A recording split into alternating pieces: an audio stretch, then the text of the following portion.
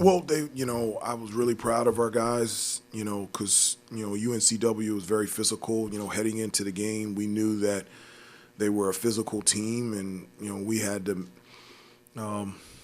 to match and be able to handle that physicality. And, especially in the first half offensively, they just took us out of our rhythm offensively, and we didn't do a good job of handling how physical they were. And, heading into the game, we knew that this was a team that was going to crash the offensive glass, and we talked about it, we practiced it, we drilled it, and we just didn't do a good job of that in terms of boxing them out. They got 16 offensive rebounds. But I felt like the thing that I was really encouraged about was, number one, I've talked at great length about how good we have to become on the defensive end, and I felt like after the first 4 minutes of the game, we really locked in defensively. I told them a number of times in a timeout that I felt like, and I can't wait to look at the film, but I would say, 80% of the shots that they made were based off of our mistakes from the standpoint of fouling jump shooters, going for pump fakes, not being in the right position, doing the opposite of what we had been taught and practiced. But I was really proud of them overall defensively. I was really proud of them in the second half. From an offensive standpoint, I felt like we got really good rhythm. And when we needed to make plays on both ends of the floor, everybody stepped up. Was that physicality also showing up on your offensive glass? Because I know you made a point of emphasis rebounding a higher percentage of misses. Yeah, I really think for whatever reason, it was a combination for our guys. They were nervous and they were anxious. I just felt like, especially on the offensive end, we were moving at such a nervousness, anxiousness type of pace that at times we couldn't even catch the basketball. And so I know we have a veteran group, but it was a first game, and I just felt like it was a lot of it was a result of a combination of being nervous and being anxious. And I told them, I said, one of the thoughts of the day we always tell them is, Rome wasn't built in a day, but it was worked on every day. And I said, this is a great opportunity. We got to get to work and get better as a team. Hubert, how encouraged were you by the use of your bench?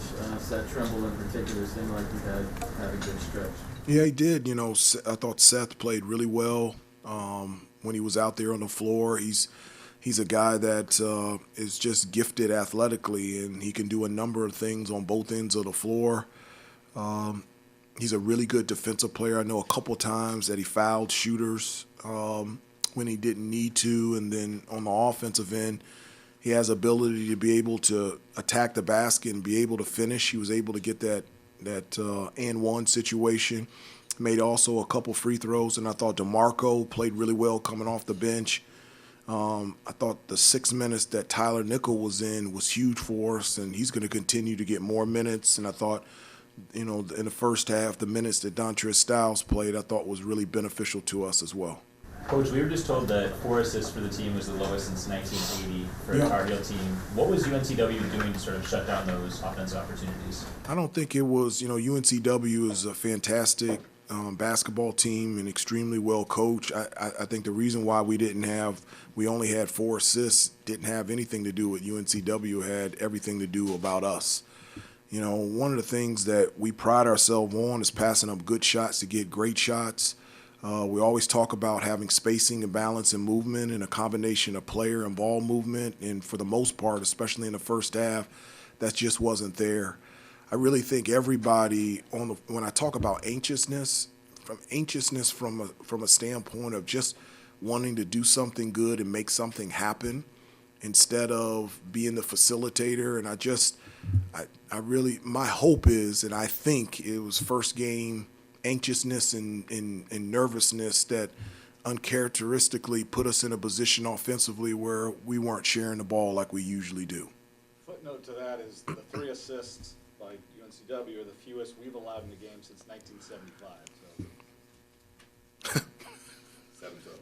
Kentucky, 1975. Coach, what does a win like this and playing such a tough team do for you guys going forward?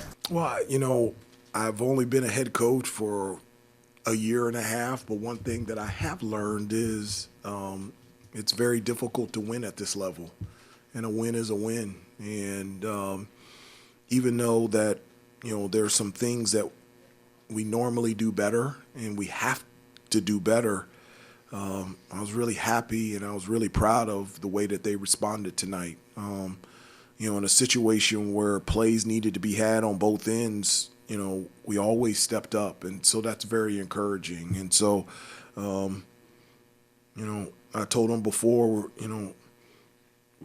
right now it would be shocking to me if we were the team that we're going to be towards the end of the season, but it gives us a really good baseline on things that we need to improve on and get better at, and I'm really looking forward to getting back to practice and getting to work.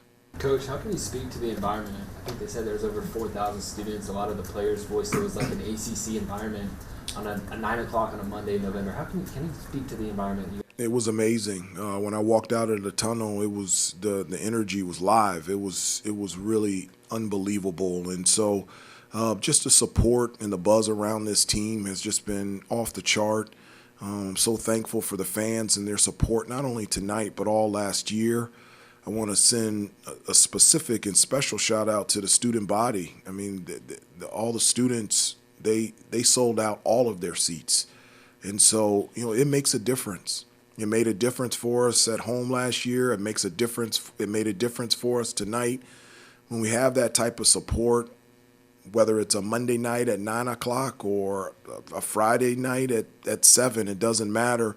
Having that type of support and from our fans and specifically from our student body is something that helps us out there on the floor, and I'm just very, very thankful for it. And with Pete Nance now on the fold, how much more versatile are you guys defensively? It seems like he's pretty comfortable slipping down to that 5 position, and you put Leaky at the 4 when Armando's in foul trouble. Yeah, you can do a number of things with Pete on both ends of the floor. Defensively, he can play the 5. He has tremendous length and athleticism, so he can guard guards out on the perimeter. Just got to do a better job of getting him the ball. He only had 3 shots tonight, and this is a guy that can really score, dynamic, whether it's around the basket or shooting the ball from the outside. He's an unbelievable passer and screener, and so those are things that we've got to get better at and improve on. But Pete's an unbelievable player, and I'm very thankful that he's here, and he's a Tar Heel. It's super late, so 2 more, please. Armando said the guys were sitting in the locker room sort of taking stock of how everyone played bad, like sort of looking like you played bad, and then you came in very positive is what he said. Like what were you the message you were wanting to leave with those guys? Was it the Rome isn't built in a day type thing? Like what were you telling them? Well, I've always been positive. I like to encourage, and I mean,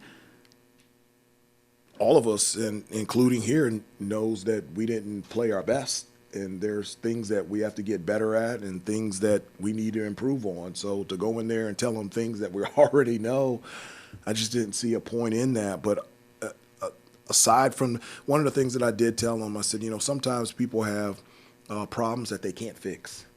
And the things that we need to fix are fixable, and can easily be changed. And I said, that's positive. On the other end, we did do some good stuff, and so I was really proud of them, and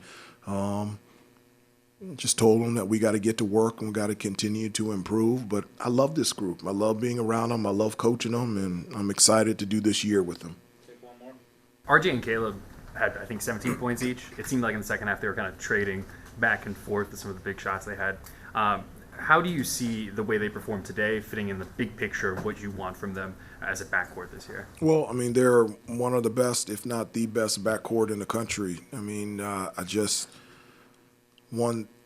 really good defensive players. I love putting multiple ball handlers out there on the floor so that we can handle pressure like tonight where UNCW, they had a number of different presses. And so when you have multiple guys that can bring up the basketball and also get our team into offense, that's a huge benefit for us. And so, with Caleb and RJ, they can make plays on the ball, they can make plays off the ball, and especially in the second half, I felt like their ability to create shots, not only for themselves, but just to penetrate and get into the lane was huge for us. And I was really happy with how aggressive they were, and I was really happy with their decision-making, even though it didn't result in very many assists, especially in the second half. Thank you, Coach. Thanks, everybody. Okay, thank you, guys.